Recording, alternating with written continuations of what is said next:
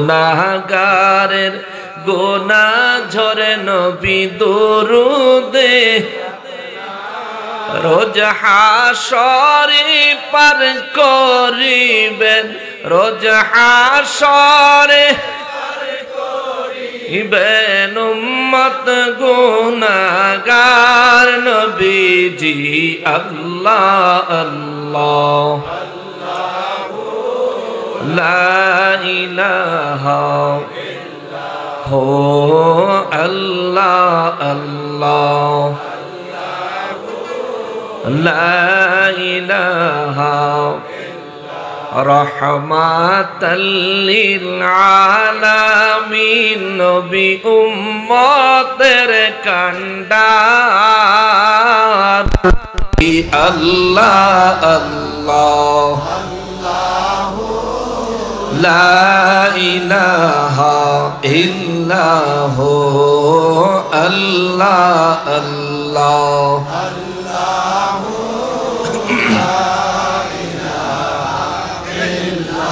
কৌসারের মালিক নবী বাদশাহ দু জাহান, কৌসারের মালিক নবী বাদশাহ দু রোজ হাসরে উম্মতের নবী রোজ হাসরে তেরে নবী কৌসার করবেন দান নবীজি আল্লাহ আল্লাহ লা ইলাহা হো আল্লাহ আল্লাহ লা ইলাহা লা ইলাহা ইল্লাল্লাহু মুহাম্মাদুর রাসূলুল্লাহ সাল্লাল্লাহু আলাইহি ওয়াসাল্লাম। সকলে আল্লাহ পাকের শুকরিয়া আদায় করার নিয়তে জবান খুলে উচ্চ আওয়াজে পড়ি আলহামদুলিল্লাহ। আরো একবার শুকরিয়া আদায় করবো এই জন্যে যে পরওয়ারদিগারে আলম মেহেরবানি করে আজ 2024 সালের নভেম্বরের 7 তারিখে রোজ বৃহস্পতিবার দিবাগত রাতে আয়োজিত ঐতিহ্যবাহী মাদ্রাসায়ে গাউসিয়া আব্বাসিয়া সুন্নিয়া উদ্যোগে পবিত্র ঈদ মিলাদুন নবী সাল্লাল্লাহু আলাইহি ওয়াসাল্লাম উদযাপন উপলক্ষে আজিমুশ শান মিলাদুন নবী সাল্লাল্লাহু আলাইহি ওয়াসাল্লাম মাহফিলে আমাদেরকে গাজীপুর জেলার অন্তর্গত শ্রীপুর থানার অন্তর্গত বর্মি সোহাদিয়া আব্বাসিয়া দরবার শরীফ ময়দানে উপস্থিত হয়ে আল্লাহ পাকের রজামন্দি হাসিল করার নিয়ত নিয়ে অবস্থান করার যে সুযোগ, যে তৌফিক মহান রব্বুল আলামিন এনায়েত করেছেন, তার জন্য জবান খুলে উচ্চ আওয়াজে আরো একবার শুকরিয়া আদায় করি আলহামদুলিল্লাহ। বিসমিল্লাহির রহমানির রহিম। والله يريد أن يتوب عليكم ويريد الذين يتبعون الشهوات أن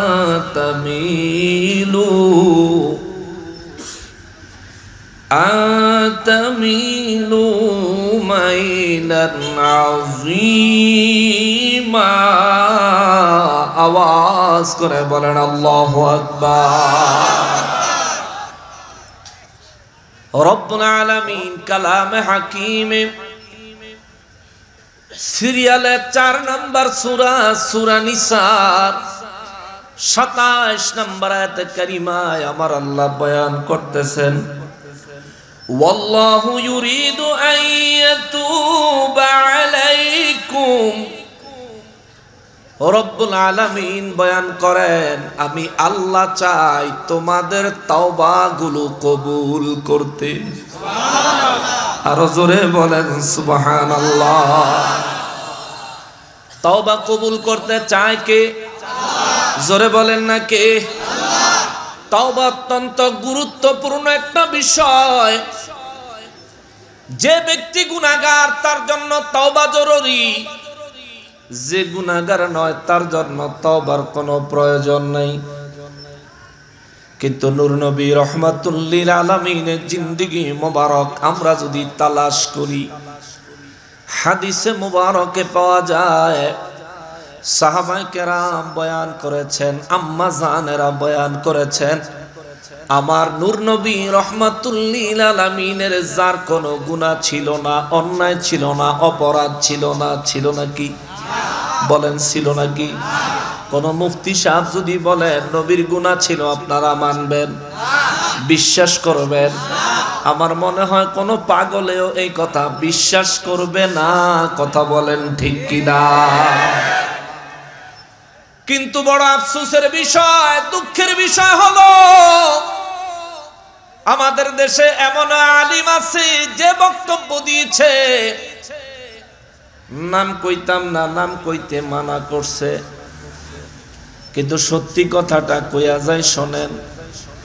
এমনও একজন আলিম আছে যিনি বলেছেন হাসরের ময়দানে আমার নবীজি উম্মতের সুপারিশ করবে তো দূরের কথা, নবী নিজেই চিন্তায় ব্যস্ত থাকবে নিজের নেকের পাল্লা ভারী হয় না গুনার পাল্লা ভারী হয়। নাউজুবিল্লাহ। এমন কথা যিনি বললেন তিনিও আলিম, এমন কথা যিনি বললেন তিনিও কোন মসজিদের খতিব, এমন বক্তব্য যিনি দিলেন তিনিও একজন মুফতি।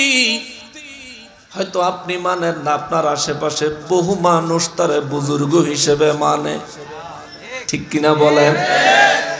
মানেন গা, আমাদের কোনো অসুবিধা নাই। তবে এই বক্তব্যটাকে আমরা একটু বিশ্লেষণ করতে চাই। যিনি বক্তব্য দিলেন হাসরের ময়দানে আমার নবী নেকার গুনাহ নিয়ে চিন্তায় ব্যস্ত থাকবেন, আমি তার কাছে জানতে চাই আমার নবীর জিন্দেগিতে কোনো গুনাহ আসেনি? জবান খুলে বলেন আসেনি? আপনি কওমি হতে পারেন, আহলে হাদিস হতে পারেন, জামাত ইসলাম হতে পারেন, সুন্নি হতে পারেন, যাই হন না কেন, আমার মনে হয় এই দুনিয়ায় নবীর এমন কোন উম্মত নাই যে বিশ্বাস করবে নবীর গুনাহ আছে। কথা কোন ঠিক কিনা? যে বলবেন নবীর গুনাহ আছে, আমরা তার কাছে জানতে চাইব নবীর জীবনে কি গুনাহ করেছেন। আমার নবী রাহমাতুল লিল আলামিন বাচ্চাদের সঙ্গে পর্যন্ত কোনোদিন মিথ্যা কথা বলেন নাই, ধোঁকা দেন নাই। আমরা বাচ্চাদেরকে খানা খাওয়ানোর জন্য মাঝে মধ্যে বলে থাকি পাগল হইতেছে, তোমার অমুকে আসতেছে, তাড়াতাড়ি খাও, ওই যে শব্দ হইতেছে। অর্থাৎ বাচ্চাদেরকে বিভিন্ন ভয় দেখায় খানা খাওয়াই। এক জায়গায় নিয়ে গেছি, অনেক সময় বলি চলো বাসায় চলো, তোমার এই জিনিসটা দিব, অথচ আমরা গিয়া কিন্তু দেই না। আমার নবী রাহমাতুল লিল আলামিন বলেন বাচ্চাদের সঙ্গে এই ধরনের আচরণটাও তোমরা কখনো করিও না। এটাও এক প্রকারের বাচ্চাদেরকে ধোঁকা দেওয়া, এটাও এক প্রকারের অন্যায়। আমার নবী রাহমাতুল লিল আলামিন বলেন আমি জীবনে কোনোদিন বাচ্চাদের সঙ্গে এই ধরনের ছলচাতুরিও আমি নবী করি নাই। আমার নবীর জীবনে একটা মিথ্যা কথা আমার নবীজি বলেন নাই। আমার নবীজির জীবনে কারো খাবার, কারো কোনো জিনিস কাউকে অনুমতি ছাড়া আমার নবী স্পর্শ করে ধরেন নাই। নবীজি কোনোদিন স্পর্শ করে দেখেন নাই। উম্মতের মায়ায় সর্বদা কাঁদতেন আর কাঁদতেন। আম্মা জান খাদিজাতুল কুবরা রাদিয়াল্লাহু তাআলা আনহাকে বিবাহ করার পরে আম্মা জানের সমস্ত সম্পত্তিগুলো আমার নবীর নূরানি কদম মোবারকে দান করে দিলেন। সুবহানাল্লাহ। সমস্ত সম্পত্তিগুলি আমার নবী নিজের ভরণ পোষণের জন্য রাখেন নাই, ইসলামের জন্য খরচ করে দিয়েছেন, খরচ করে দিয়েছেন। অথচ আমার এই নবী এমন সময় দেখা যাইতো 3 দিন না খায়া, এমন সময় দেখা যাইতো 7 দিন না খায়া, এমন সময় দেখা যাইতো মদিনা মুনাওয়ারায় সব আছে, নবী নাই, নবীর কোনো খবর নাই, নবীরে খুঁজা পাওয়া যায় না, খানার খবর নাই। আম্মা জান খাদিজাতুল কুবরা রাদিয়াল্লাহু তাআলা আনহা বলেন, মক্কা মুআজ্জামায় আমার নূর নবী রাহমাতুল লিল আলামিন উম্মতের মায়ায় পাহাড়ের গুহায় সিজদা মোবারকে যখন পড়ে থাকতেন, আমি খাদিজা নবীর জন্য খানা নিয়ে যাইতাম। যেই বেলা নিয়ে যাইতে পারতাম ওই বেলা নবী খাইতেন, যেই বেলা নিয়ে যাইতে পারতাম না ওই বেলা নবীজি খাইতেন না। পরের বেলায় গেলে নবী জিজ্ঞাসাও করতেন না, খাদিজা আগের বেলায় আসলা না কেন? আমার ওই মায়ার নবী, দয়ার নবী রাহমাতুল লিল আলামিন জীবনে কোনোদিন ইহুদিরে পর্যন্ত ধমক দেন নাই, খ্রিস্টানরে পর্যন্ত ধমক দেন নাই। কাফের বেঈমানদের উপরে রাষ্ট্রনায়ক হওয়ার পরেও, আমার নবী রাষ্ট্রনায়ক মহানায়ক হওয়ার পরেও কোনোদিন বেদিন বিধর্মীর উপর আমার নবী আক্রমণ চালায় নাই, কারো উপর নির্যাতন নিষ্পেষণ চালায় নাই। আমার ওই নবীকে যারা গুনাহগার বলে আখ্যায়িত করছো, কোরআন সুন্নাহ বলে তোমার ঈমান চলে গেছে।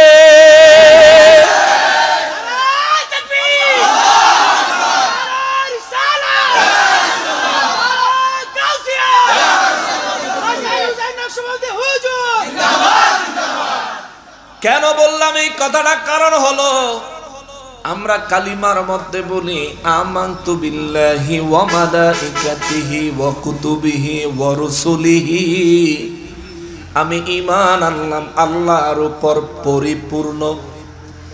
ঈমান আনলাম ফেরেশতাদের হয় যখনই আগুনের লেলিহান তাদের শরীরগুলো জ্বালায়া ছাই করে দেয়, তখনই তারা চিৎকার দিতে থাকে, চিৎকার দিতে থাকে। আমার নবী বলেন, আমি ফেরেশতা, আমার সঙ্গে যে 2 জন ব্যক্তি ছিলেন তাদেরকে জিজ্ঞেস করলাম এরা কারা? ফেরেশতারা বললেন, হুজুর সামনে চলেন, বলছি একসঙ্গে আপনাকে। আমার নবী বলেন, আমি সামনের দিকে রওনা করলাম। সামনের দিকে যাওয়ার পরে দেখলাম একজন লোক, অত্যন্ত কুশ্রী চেহারা, অত্যন্ত বিশ্রী চেহারা। নবী বলেন, এমন বিশ্রী রে জীবনে কোনোদিন কেউ দেখে নাই। এমন বিশ্রী চেহারার একটা মানুষ একটা বৃত্তের চতুর্দিকে আগুন জ্বালায়, আগুন জ্বালায় বৃত্তের চতুর্দিকে শুধু দৌড়ায় দৌড়ায়। আমি আমার সঙ্গের লোকেদেরকে জিজ্ঞেস করলাম, এই ব্যক্তিকে আগুন জ্বালায় দৌড়ায় কারণটা কি? ফেরে ওই আমার সঙ্গের 2 জন ব্যক্তি তারা বলল, হুজুর মেহেরবানি করে সামনে চলেন।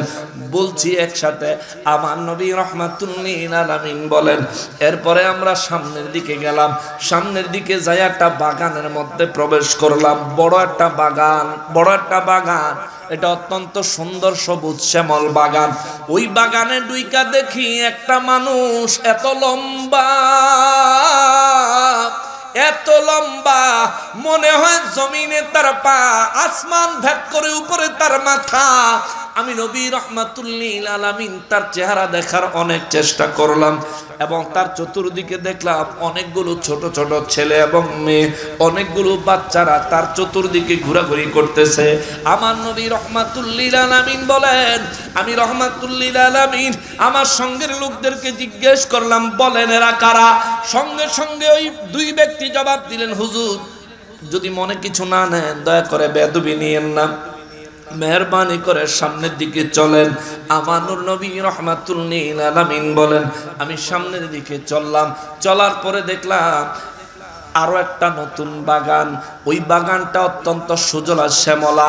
আমার নবী রাহমাতুল লিল আলামিন বলেন, ওই বাগানের পাশে বড় একটা শহর দেখলাম, যেই শহরের বাউন্ডারি তৈরি করা হয়েছে ইট দিয়া। একটা ইট স্বর্ণের আর একটা ইট রূপার। একটা ইটে লেখা আল্লাহু আর একটা ইটে লেখা মুহাম্মদ সাল্লাল্লাহু আলাইহি ওয়াসাল্লাম। আওয়াজ করে পড়েন সুবহানাল্লাহ। নবী আমার রাহমাতুল লিল আলামিন বলেন, আমি সঙ্গের সাথীদেরকে জিজ্ঞেস করলাম, এই জায়গাটা কোন জায়গায়, শহরটা কোন শহর? তারা বললেন এটা জান্নাতুল আদন। সুবহানাল্লাহ, এটা জান্নাতুল আদন। এই জায়গায় আপনি থাকবেন, আমার নবী রাহমাতুল লিল আলামিন বলেন, আমি উপরের দিকে তাকায় দেখি মেঘের চাইতেও সাদা, মেঘের চাইতেও সাদা বিশাল একটা প্রাসাদ দেখা যায়। আমি জিজ্ঞেস করলাম এটা কি এবং কার জন্য? আমার সঙ্গের দুইজন বললেন, হুজুর এইটা হলো একটা প্রাসাদ, এই প্রাসাদটা আল্লাহ বানাইছেন আপনার জন্য। সুবহানাল্লাহ। আপনি যখন জান্নাতে প্রবেশ করবেন এই প্রাসাদে থাকবেন। আমার নবী রাহমাতুল লিল আলামিন বলেন, এরপরে আমি জান্নাতের ওই জায়গার ভিতরে সজলা শ্যামলা বাগানের ভিতরে এমন কিছু লোক দেখলাম যাদের শরীরের উপরের অংশ অত্যন্ত সুন্দর, কিন্তু কোমরের নিচ থেকে অত্যন্ত কুশ্রী এবং বিশ্রী। আমার নবী রাহমাতুল লিল আলামিন বলেন, এই মানুষগুলাকে দেখার পরে আমি তাকিয়ে রইলাম। ওরা যখন আমার দিকে তাকাইলো, আমি যখন ওদের দিকে তাকাইলাম, আমার সঙ্গের দুইজন লোক তাদেরকে একটা নদী দেখায়া দিল। ওই নদীর পানিগুলো দুধের চাইতেও সাদা, দুধের চাইতেও সাদা। নবী বলেন, আমার সঙ্গের দুইজন তাদেরকে বলল, তোমরা যাও ওই নদীর মধ্যে গিয়া গোসল করো, ডুব দাও, ডুব দিয়ে আসো, ডুব দিয়ে আসো। সঙ্গে সঙ্গে তারা সবাই ওই নদীর মধ্যে ডুব দিয়ে আসলে রে, আমার নবী বলেন তাদের মাথার থেকে পা পর্যন্ত সুন্দরে পরিপূর্ণ হয়ে গেছে। সুবহানাল্লাহ। নবী বলেন, আর একটা নদী দেখলাম রক্তের চাইতেও লাল। ওই নদীর মধ্যে একটা লোক সাঁতার কাটে, সাঁতার কাটে, সাঁতার কাটে। ওই নদীর এক পারে এক কিনারে একজন ব্যক্তি দাঁড়িয়ে আছে বড় পাথর নিয়া। এই সাঁতার কাটা লোকটা সাঁতার কাটতে কাটতে ক্লান্ত হইয়া নদীর কিনারে যখন আসে, সে আইসা বড় করে হাঁ করে। নদীর কিনারে যে লোকটা দাঁড়িয়ে আছে, সে তার পাথরগুলো থেকে বড় একটা পাথর তার মুখে ছেড়ে দেয়। সে মুখের মধ্যে পাথরটা নিয়ে আবার সাঁতার কাটতে চলে যায়। সাঁতার কাইটা শ্বাস কইরা সে আবার কিনারায় আসে, আবার সে হাঁ করে। হাঁ করলে তার মুখের মধ্যে আবার বড় পাথর ঢুকাইয়া দেয়। আল্লাহু আকবার। এমন কোন পরিস্থিতিতে আপনি পড়তে চান? বলেন, পড়তে চান? এমন কোন পরিস্থিতিতে আমরা পড়তে চাই? তাইলে দৈনিক তওবা করবেন, প্রতিদিন তওবা করবেন। টাকা লাগতো না, পয়সা লাগতো না, কেউ আপনারে বাধা দিত না।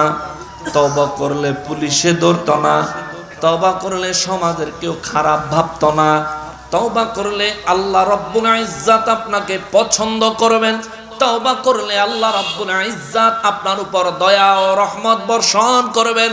তওবা করলে আমার আল্লাহ আপনাকে আল্লাহর কুদরতের স্পেশাল নজরে রাখবেন।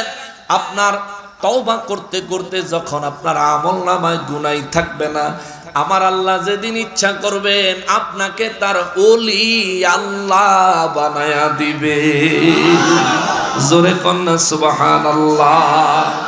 মুসলমানের আরিফ, আমার প্যারা নবীর উম্মতের আরিফ, আমার নূর নবী রাহমাতুল লিল আলামিন বুখারী শরীফের ৭০৪৭ নম্বর হাদিসে মুবারক থেকে বলছিলাম, আমার নবীর সঙ্গের দুইজন ব্যক্তিদেরকে বলেন, আমার জন্য যে প্রাসাদ বানানো হয়েছে আমাকে ছেড়ে দাও, আমি তোমাদের জন্য দোয়া করি আল্লাহ রাব্বুল ইজ্জাত তোমাদেরকে বরকত দান করুক।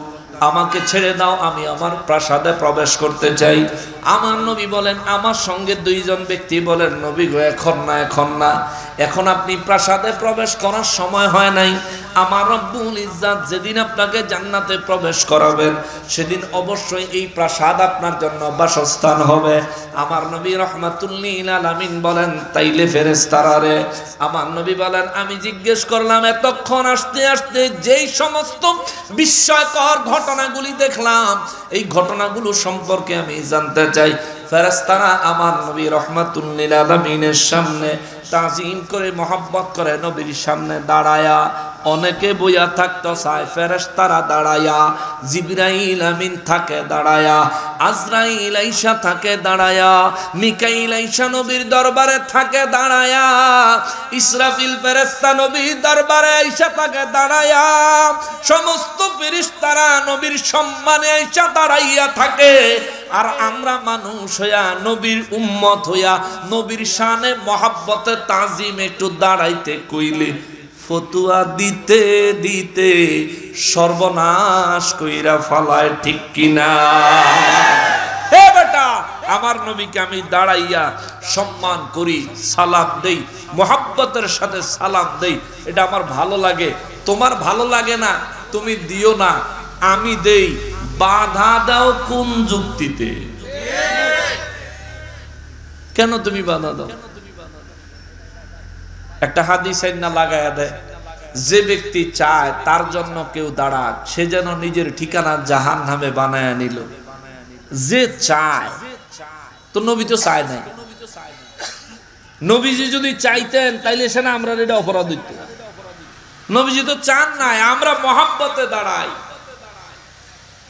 আবু বকর সিদ্দিক রাদিয়াল্লাহু তাআলা আনহু এশার নামাজ আদায় করে হুজরায় ফিরে গেলে রাত গভীর হলে কখন ফজর হবে এই অপেক্ষায় আবু বকর সিদ্দিক রাদিয়াল্লাহু তাআলা আনহু পেরেশান হয়ে থাকতেন। ফজরের নামাজের ওয়াক্ত হতে দেরি হচ্ছে, তাহাজ্জুদের ওয়াক্ত হতে দেরি হচ্ছে। অপেক্ষার সময় কিন্তু সহজে কাটে না, ঠিক কিনা বলেন? দেখবেন অপেক্ষা করলে মনে হয় 1 মিনিট, মনে হয় 400-500 সেকেন্ডে, ঠিক না? অপেক্ষার সময় কিন্তু সহজে কাটে না। আবু বকর সিদ্দিক রাদিয়াল্লাহু তাআলা আনহু হিজরতের জন্য 6 মাস বিছানায় পিঠ লাগায় নাই। আল্লাহু আকবার। আমাদের দেশে মিলাদে দাঁড়াইলে যারা ফতোয়া দেয়, হেরা যদি এই জামানায় থাকতো, আবু বকর রাদিয়াল্লাহু আনহু কইতো, আবু বকর কোন দলিলে 6 মাস দাঁড়ায় রইছো? আরে বেকুব, প্রেমের কোন দলিল লাগে না, প্রেমের কোন দলিল হয় না, ঠিক কিনা বলে? ভালোবাসার কোন দলিল হয় না বেটা। সব জায়গায় দলিল খোঁজো কা, যারে আব্বাটা হো এটা তোমার আব্বা, এইটা কোন দলিল? এটা হো বিনা দলিল হইতে আব্বাটা হোক বেটা, ঠিক কিনা বলে? বিনা দলিল হইতে আব্বাটা কো, তো নবীর শানে আইলে তোমার এত দলিল লাগবো কা? আবু বকর সিদ্দিক রাদিয়াল্লাহু 6 মাস দরজায় কান লাগায়া দাঁড়ায় রইল, ঘুমাইলো না, কোন দলিল লাগে না, নবীর প্রেমে দাঁড়ায় রইছে রে, ঠিক কি না? ওয়াইস করণী রাদিয়াল্লাহু 32টা দাঁত ভাঙছে, কোন দলিল লাগে নাই, গুনাহের ভয় করে নাই, কবিরা গুনার ভয় করে নাই, নবীর প্রেমে ভাঙছে। আল্লাহও খুশি, নবীও খুশি, ঠিক কি না বলে? নবীর প্রেমের জন্য ইচ্ছাকৃত একটা দাঁত ভাঙলে কবিরা গুনাহ হয়, ইচ্ছাকৃত নিজের দাঁত নিজে ভাঙলে। আর আমার নবী রাহমাতুল লিল আলামিনের প্রেমে ওয়াইস করণী রাদিয়াল্লাহু তাআলা আনহু 32টা দাঁত ভাঙছে। একটা ভাঙলে যদি একটা কবিরা গুনাহ হয়, 32টা ভাঙলে কয়টা কবিরা গুনাহ হইব? কমপক্ষে 32টা। আল্লাহ কয়, ফেরেশতা খবরদার, কলম ধরবি না, এটা আমার হাবিবের প্রেমে করছে, আমি ওয়াইস করণীর উপর খুশি আছি। আমার নবী রাহমাতুল লিল আলামিন কয়, আবু বকর, ওমর, যাও আমার জুব্বা নিয়া ওয়াইস করণীর হাদিয়া দাও।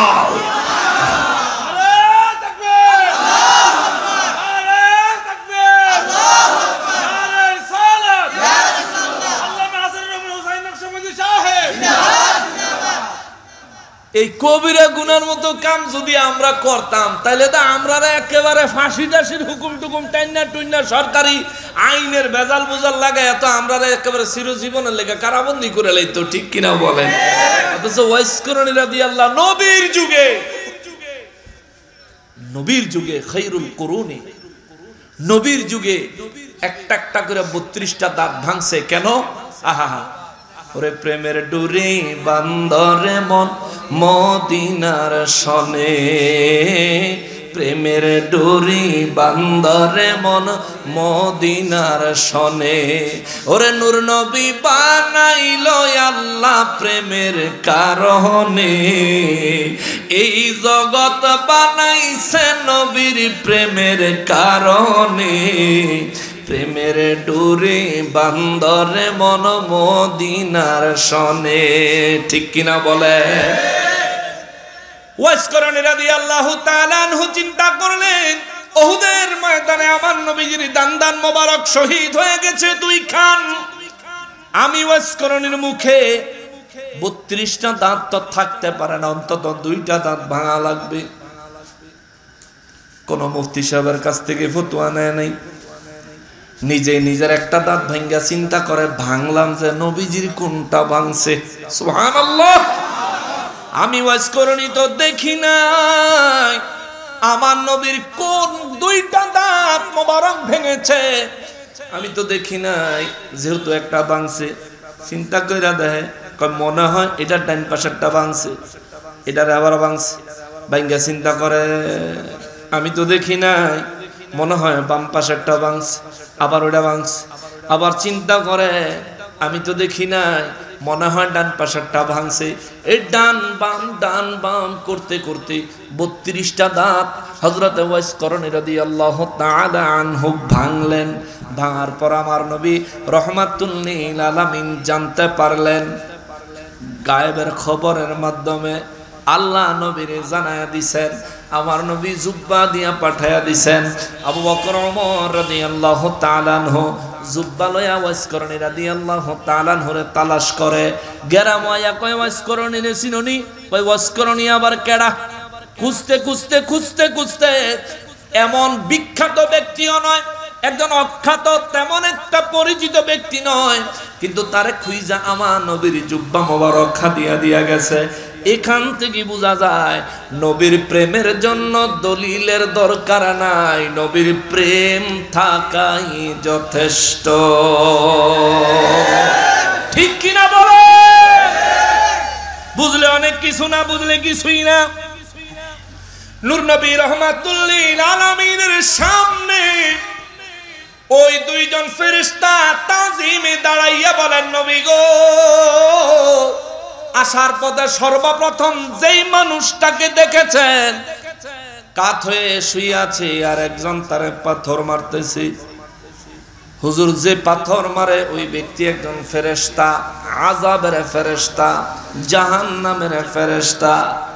নবী গো, এই ব্যক্তির ডিউটি হলো এই লোকের মাথা ফাটানো, মাথা চূর্ণ বিচূর্ণ হয়ে যায়, আবার সে পাথর কুড়ায় আইনা তার মাথা বরাবর আবার যখন প্রস্তুত হয়, এইদিকে তার মাথা আবার তৈরি হয়ে যায়, আবার তার মাথায় পাথর নিক্ষেপ করে, আবার তার মাথাটা ছিন্ন বিচ্ছিন্ন বিক্ষিপ্ত হয়ে যায়। ইয়া রাসূলুল্লাহ সাল্লাল্লাহু আলাইহি ওয়াসাল্লাম, আপনি জানতে চেয়েছিলেন এই মানুষটাকে। নবী গো, ও নবী, এইটা হলো এমন একজন পাপী বান্দা যে ব্যক্তি আল্লাহর কোরআন পড়েছে, আল্লাহর কোরআন মুখস্থ করেছে, কিন্তু মুখস্থ করার পরে ভুইলা গেছে। আসেনি? এমন বহু হাফেজ সাহেব আছে না, আল্লাহর কোরআন মুখস্থ করার পরে ভুলে গেছে। ও নবী, আল্লাহর কোরআন বুঝার পরে ভুলে গেছে, এবং এই ব্যক্তি ঠিক মতো সময় মতো নামাজ পড়তো না। আজকের এশার নামাজ আমরা এখানে যারা আছি 3 ভাগের 1 ভাগ মানুষে পড়ছি। মাগরিবের নামাজ একই অবস্থা। আসর জোহর যদি ফজরে যায়, ফজরের নামাজে তো মসজিদের অবস্থা বড় করুণ। ইমাম মুয়াজ্জিন ছাড়া 2-1 জন মুসল্লি পাওয়া বড় দুষ্কর, বড় কষ্টকর। ঠিক কিনা বলেন?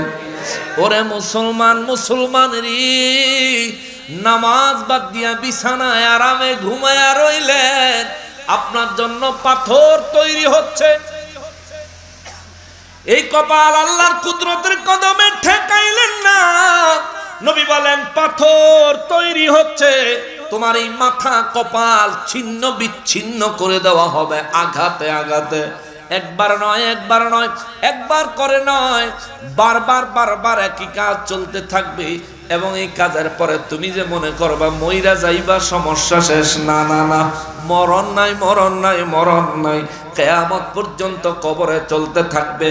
কিয়ামতের ময়দানে আল্লাহর সামনেও হিসাব দিতে হবে। কেননা আমার নবী রাহমাতুল লিল আলামিন বলেন, আউয়ালু মা ইউহাসাবু বিহিল আবদু ইয়াউমাল কিয়ামাতিস সালাহ। হাসরের ময়দানে আমার আল্লাহ বান্দার কাছ থেকে সর্বপ্রথম নামাজের হিসাব নিবে রে। আমার নবী বলেন, যে ব্যক্তি তার নামাজের হিসাব আল্লাহর দরবারে সুন্দরভাবে পেশ করতে পারবে, নবী বলেন ওই ব্যক্তির পরবর্তী হিসাবগুলো আমার আল্লাহ নিজেই সহজ করে দিবে। সুবহানাল্লাহ। এই জন্য বাবা দৈনিক 5 ওয়াক্ত নামাজ পড়বেন, যেখানেই থাকেন, যেখানেই থাকেন। যেহেতু আপনার মৃত্যু যে কোনো মুহূর্তে যে কোনো জায়গায় আসতে পারে, অতএব নামাজ কামাই করিয়েন না রে বাবা। হাসরের ময়দানে প্রথম হিসাব দিতে হবে নামাজের।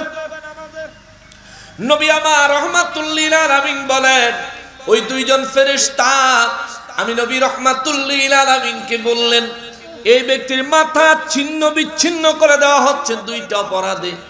প্রথম অপরাধ হলো এই ব্যক্তি কোরআন মুখস্থ করেছে কিন্তু ভুলে গেছে, গুরুত্ব দেয় নাই, ভুলে যাওয়ার কারণে তার উপর এই আযাব।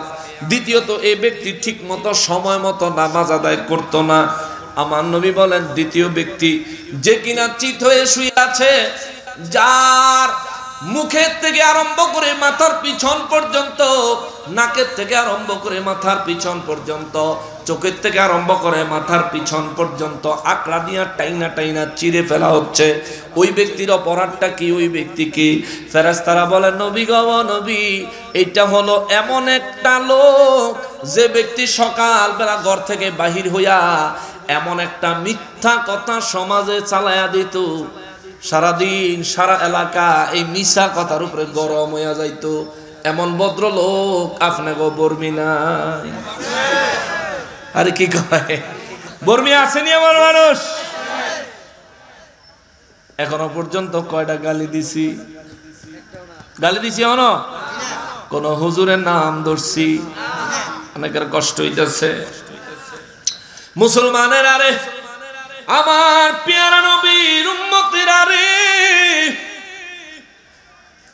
যেহেতু দৈনিক মিথ্যা কথা বললে আপনার জন্য ওই আযাব মুখ চিরা ফালাইবো, নাক চিরা ফালাইবো, চোখ চিরা ফেলবে। এমন অপরাধ, এমন গুনাহ আমাদের করা উচিত না ছাড়া উচিত? তাহলে তওবা করেন, আর জীবনে কোনোদিন মিথ্যা কথা বলবো না। আল্লাহ আমাদের অতীতের সমস্ত মিথ্যার গুনাহগুলি মাফ করে দাও। জোরে বলেন আমিন। আরো জোরে বলেন আমিন। আমিনের যে আওয়াজ, মনে হয় অল্প কয়েকজনে মিথ্যা কথা কয়, আর কেউ কয় না। আর সবচেয়ে জোরে বেশি আওয়াজ যেহেতু আমার হয়, তাহলে সবচেয়ে বেশি মিথ্যা কথা আমি ওই কই। হায় রে মুসলমান, একে তো অন্যায় করছেন, আবার দ্বিতীয়ত আল্লাহর কাছে আত্মসমর্পণ করছেন না।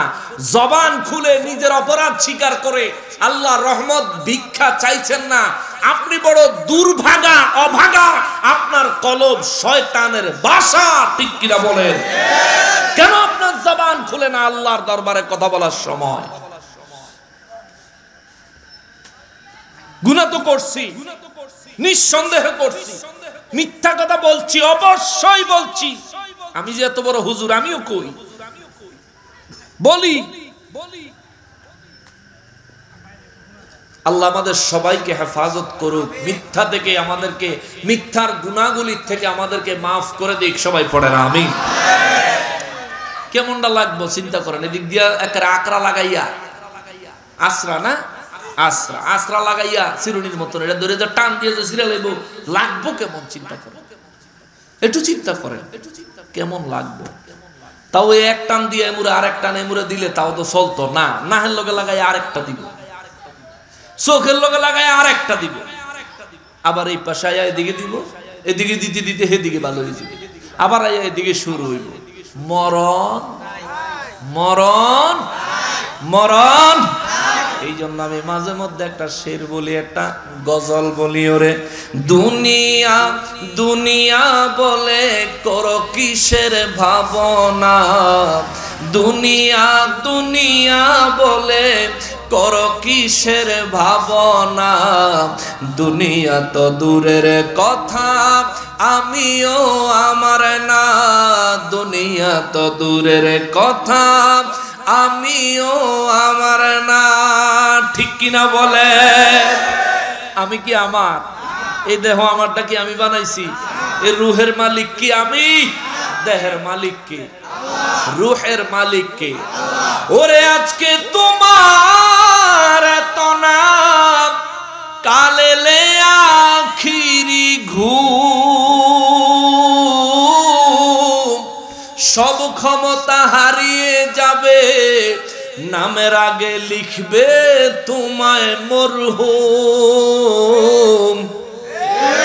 ওরে জনাব থেকে মরহুম হতে, ওরে জনাব থেকে মরহুম হতে 1 সেকেন্ডও লাগে না, দুনিয়া তো দূরের কথা আমিও আমার না, দুনিয়া তো দূরের কথা আমিও আমার না।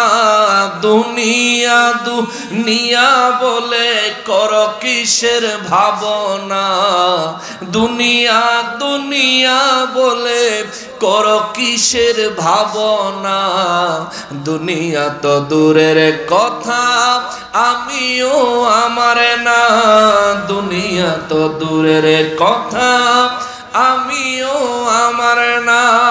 ঠিক কিনা বলে?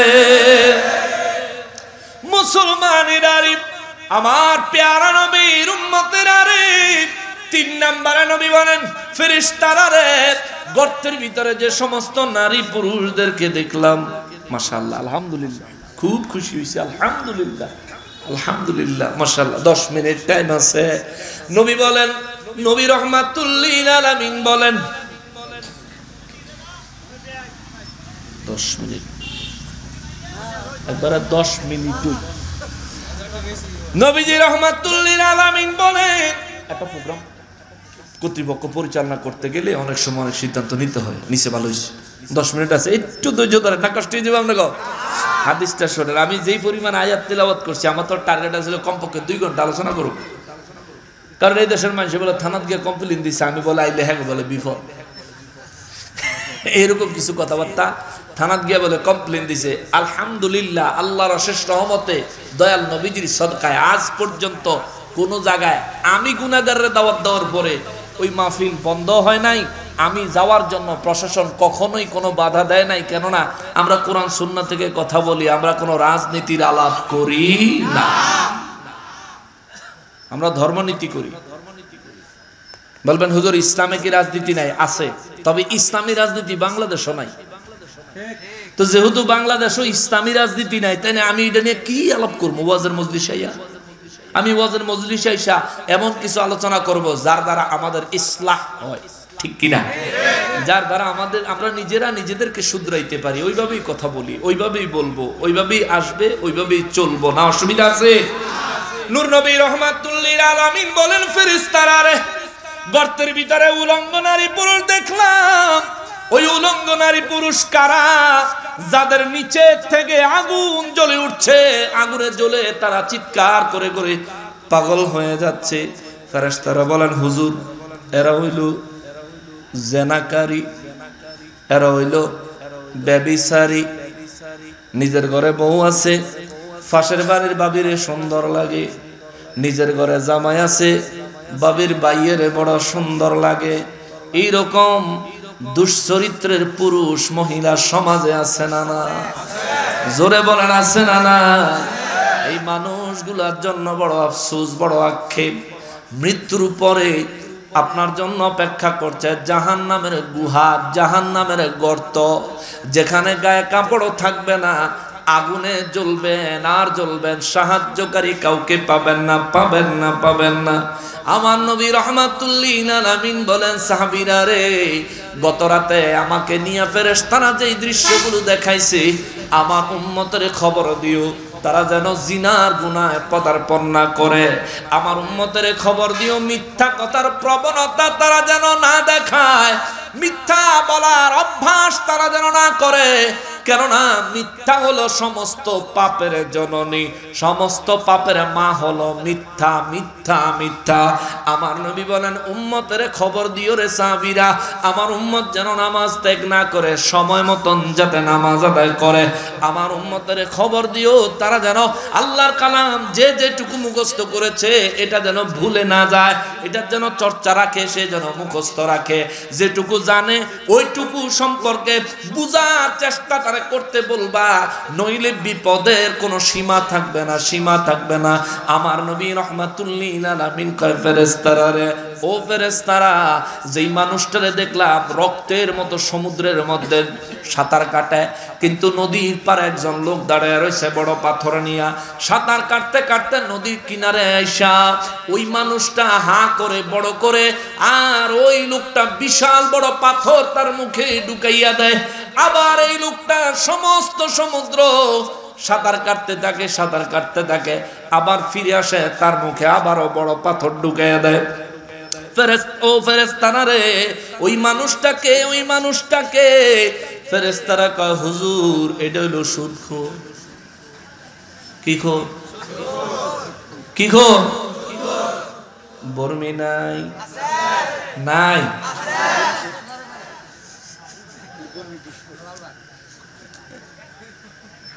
হায় হায়,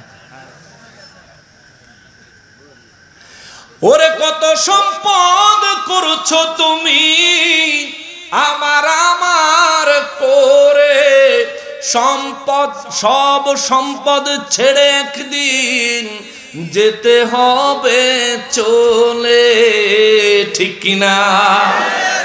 না কাফনের পকেট আছে, দিয়া দিব? ওরে কত সম্পদ করছো কামাই আমার আমার বলে, সব সম্পদ ছেড়ে একদিন যেতে হবে চলে। ওরে মরণ কিন্তু আসবে একদিন, ও বর্মির মানুষ ভালো করে অন্তরে কথাটা গাইথা নেন। ওরে মরণ কিন্তু আসবে একদিন, মরণ কিন্তু আসবে একদিন, না করলেও কামনা। দুনিয়া দুনিয়া তো দূরের কথা, আমিও আমার না। দুনিয়া দুনিয়া বলে কর কিসের ভাবনা, দুনিয়া দুনিয়া বলে কর কিসের ভাবনা। দুনিয়া তো দূরের কথা, আমিও আমার না। দুনিয়া তো দূরের কথা, আমিও আমার না, ঠিক কিনা বলেন? সময় আছে 3 মিনিট। নবীজি রাহমাতুল লিল আলামিন বলেন, নারায়ে তাকবীর, নারায়ে রিসালাত, নারায়ে রিসালাত। পীর সাহেব কেবলার আগমন, পীর সাহেব কেবলার আগমন, মাশাআল্লাহ। হুজুর চলে আসছেন, তার মানে আমার ভাই, অনুরোধ করি বাদ দেন, অত সম্পদ দিয়ে কিতা করবে? মেরাজের রাতে আমার নবী রাহমাতুল লিল আলামিন বলেন, আমি দেখলাম একটা মানুষের মাথায় বিশাল বড় বোঝা। ওই ব্যক্তি আরো লাকড়ি তালাশ করতেছে, ওই লাকড়ি দিয়া বোঝাটা আরো বড় বানাচ্ছে। বোঝার নিচে বইরা চ্যাপটা হইয়া যাইতেছে, তবুও সে আরো বড় বোঝা বানাচ্ছে। আমি জিজ্ঞেস করলাম জিবরাইল রে, এই ব্যক্তিটাকে? জিবরাইল আমিন কয়, হুজুর এটা হলো আপনার উম্মতের মধ্যে এক জাতের লোক, এরা হইলো সুদখোর। নিজের আল্লাহ যা সম্পদ দিছে তা বহন করার ক্ষমতা তার আছে, কিন্তু যার অতিরিক্ত সম্পদ বহন করার ক্ষমতা নাই, আল্লাহ তারে ততটুকু সম্পদ দেয় নাই। যে যতটুকু বহন করতে পারবে তারে আল্লাহ ততটুকু দিছে। এই বেদবরে আল্লাহ যেটুকু সম্পদ দিছে এটারে সুদে লাগাইয়া, সুদ খাইয়া তার সম্পদ এত পরিমাণে বাড়াইতেছে। নবী গো, যেমনি ভাবে দেখতেছেন আজকে নিজের বোঝার নিচে নিজেই পিষ্ট হয়ে যাচ্ছে। এই মানুষটা দুনিয়াতেও নিজের সম্পদের নিচে নিজেই পিষ্ট হয়ে যাচ্ছে। কইবেন হুজুর সুদখোর দি বালা চলে, নতুন পাঞ্জাবি গায়ে দি বডি স্প্রে মারে, মসজিদে দি সামনের কাতারে দাঁড়ায়, তাতে কি হইছে রে বাবা? আপনি বিছানায় বালিশে মাথা লাগাইলে ঘুম আইসা যায়, কিন্তু এই বেয়াদফের রাইতে কোনো ঘুম না। ঠিক কিনা বলেন? এর হিসাব করতে করতে রাত শেষ। কালকে টাকাটা দেওয়া লাগবে, টিহা উঠান লাগবে, সমিতির টিহা। সমিতি আসেনি আপনার এলাকায়? ডাইরেক্ট সুদ, ডাইরেক্ট সুদ। সুদ ছাড়া যদি সমিতির ইসলামী সিস্টেমে কোনো সমিতি করতে পারেন 100 বার হালাল। কিন্তু আমাদের সমাজে যে সমস্ত সমিতি চলে এটি কোনো হালাল না। 50 জনের টিহা দেয় ডেলি 100 করে। বিশেষ করে বাজারে দোকানদারদের মধ্যে এটা হয়। 50 জনে ডেলি 100 করে 5000 টিহা জমা দিল, এক সপ্তাহে 5-7 35,000 জমলো। আবার একজনের 30,000 লোন দেয়। হে বেটারে আবার এইটার মধ্যে পার্সেন্টেজ সুদ বসায়া দেয়। আসেনি সিস্টেম? হারাম। এই আপনি যে টাকা দিলেন, জীবনেও হেনতে টাকা আনলেন না সুদে, তবু আপনি গুনাহগার। কারণ আপনি যদি টাকা না দিতেন তাহলে তার ফান্ড তৈরি হইতো না। তার যদি ফান্ড তৈরি না হইতো, আরেকজনের কাছে সুদে টাকা দিতে পারতো না। এই জন্য আপনিও গুনাহগার। এগুলোর থেকে বাঁচা থাকবেন। আল্লাহ যা দিছে আলহামদুলিল্লাহ। এক সাহাবী নবীর দরবারে আইসা কয়, নবী গো, গত বছরের চাইতে এই বছর আমার ফসল 10 গুণ বেশি হয়েছে। সুবহানাল্লাহ কোন। নবী বলেন, আল্লাহ যেহেতু তোমার এত বেশি সম্পদ দিছে, তাইলে তুমি যাকাত দাও। হুজুর কেমনে দিতাম? নবী বলেন, তোমার ফসলের 10 ভাগের 1 ভাগ তুমি সাহাবায়ে কেরামের মাঝে বন্টন করে দাও। এই সাহাবী বাইত গিয়া বস্তাত বইরা ফসল লই আইছে। অন সাহাবীরা ইয়া কয়, সাহাবীরা আপনারা কে আছেন আমার এই ফসলের যাকাতটা নিবেন? একজন সাহাবীও তার যাকাত নেয় না। আহলে সুফফা 70 জন, তারারে কয় আপনারা অন্তত নেন। কয় না, দুপুরের খানা তো আছে, দুপুরের পরে বাসমুনি, হেডেরই তো গ্যারান্টি নেই। সুবহানাল্লাহ কোন না? তাকওয়া কত! দুপুরের এক বেলার খানা আছে, দুপুর পর্যন্ত বাসমুনি, হে গ্যারান্টি নাই। আবার দুপুরের পরের লেগে তোমার তেনে যাকাত নিতাম, দরকার কি? দুপুর পর্যন্ত অপেক্ষা করো, বাচ্চা থাকলে রাইতের লেগে কত নিবনে। জোরে কোন না সুবহানাল্লাহ। তা আমাদের আদর্শ কি? আমরা তো ওই নবীর উম্মত। আমাদের আদর্শ টাকার লোভ করেন না, এটা দুনিয়াতে থাইকা যাইব, নিয়ে যেতে পারতেন না।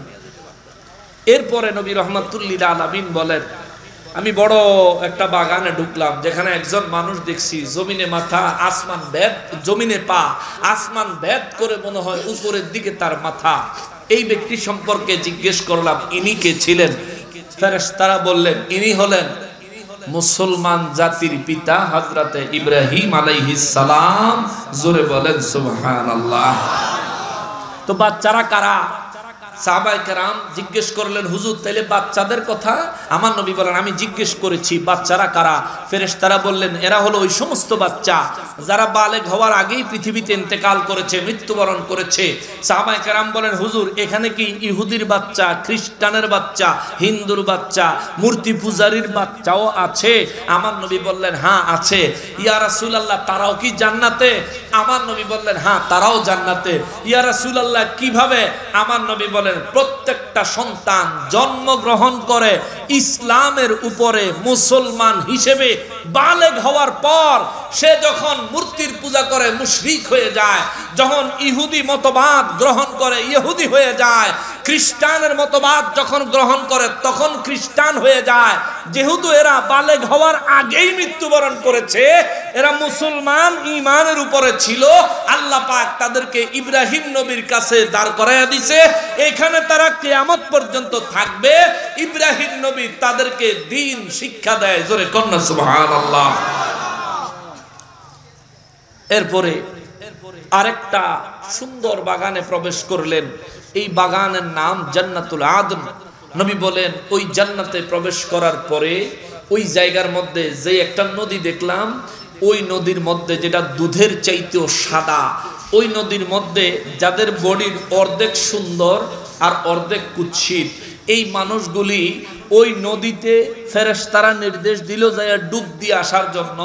আসার পরে তারা পবিত্র, একেবারে সারা শরীরের রূপ নুরানি সুন্দর হয়ে গেছে। আমি জিজ্ঞেস করলাম এরা কারা?